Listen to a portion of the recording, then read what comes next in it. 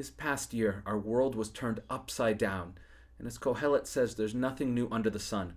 We have faced many of these challenges before. We've seen injustice lurking just under the surface. We've seen corrupt leaders who promote some of these cruel policies that lead to these injustices continuing. We've seen pandemics before that have devastated lives, families, and economies. But this is the world we live in right now and that we must face.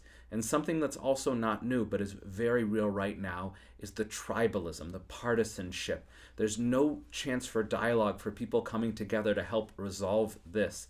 And one of the other more damaging things is that everyone treats everyone else like they're demonizing them, like they're the worst evil person in the world, regardless of what side they're on, simply because they're on the other side.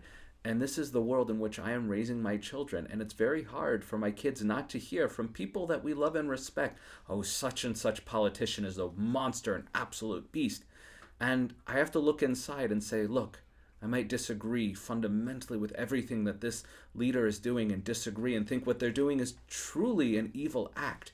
But that's the key here, is that when I talk about it to my daughter, I don't talk about people being evil monsters. I talk about people making bad, terrible choices, bad choice after bad choice, but most importantly, there need to be consequences for those choices. And what I do by this is I humanize the other. And while some might think, how can we humanize somebody who doesn't even act like a human? Here's the thing that we can't forget. The moment we stop treating people like people, no matter how much we disagree with them, we stop seeing them as human beings.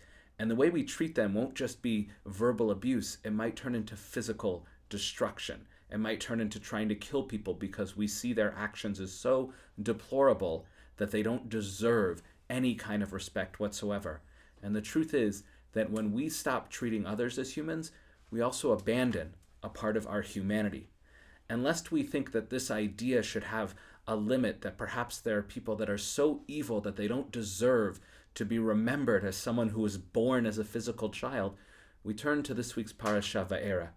And we're at the moment when Hashem has just commanded Moshe and Aaron to face Paro, a man who has done nothing but evil actions in the entire narrative of the story of Moshe and our people being slaves in Egypt.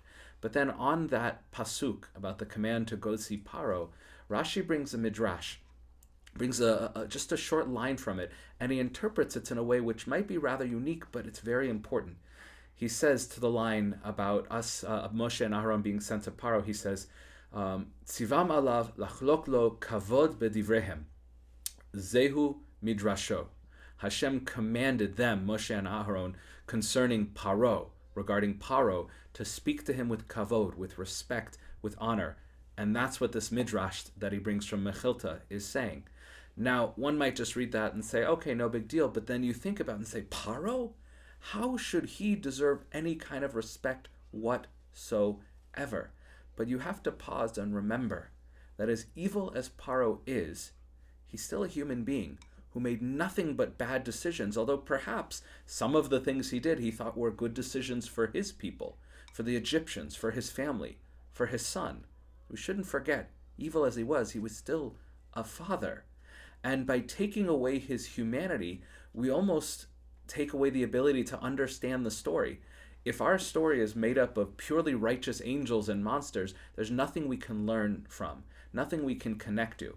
But by looking at Paro as a leader who was trying to do good by his people, but he made all the selfish, wrong decisions, he really did it for the wrong reasons, he ended up making countless bad choices, and the consequences were that the God of the entire universe turned against him, destroyed his civilization, and took away his only beloved son. And that's something that can actually speak to us, to say that every leader has the ability to make a choice. There are no demons or monsters out there. There are men who have been led astray, who are not taught well, who may have just not been given a good opportunity, but they have made bad choices, and there must be consequences and accountability for their actions. But at the same time, in saying that, we also recognize that because it's a choice, everyone has the opportunity to make teshuvah. And someone like Paro ultimately lost that ability. He chose to make bad decisions so many times that his heart was hardened, so that he just couldn't be a good person anymore. But it was still ultimately his choice. So when we think about the villains in government, in other countries. Yes, we can condemn their actions. We can be furious at what they have done. We can publicly outcry and say that they need to be stopped. Their actions must have consequences. But we cannot lose our humanity when we do it. If we see an injustice and we say we have to fight against it, we still have to keep our humanity. We have to approach it with honor, dignity, and respect as much as we can muster. And that doesn't mean that we need to keep ourselves from fighting against civil injustices. It just means that as soon as we demonize the other side, we also start to give up a part of our humanity, and we make it impossible for other people who are going down a bad path to ever be able to get on a good path. Because if you demonize someone long enough, they become a demon. But if you give honor and respect to someone, no matter how evil their actions are, you always open the door that they can choose to do the right thing, that you can reach them and they can be better. Don't shut that door in front of everybody. Also, don't stop being righteous and don't stop being furious, but think about how you do it. With that, I wish you all a Shabbat Shalom and be well.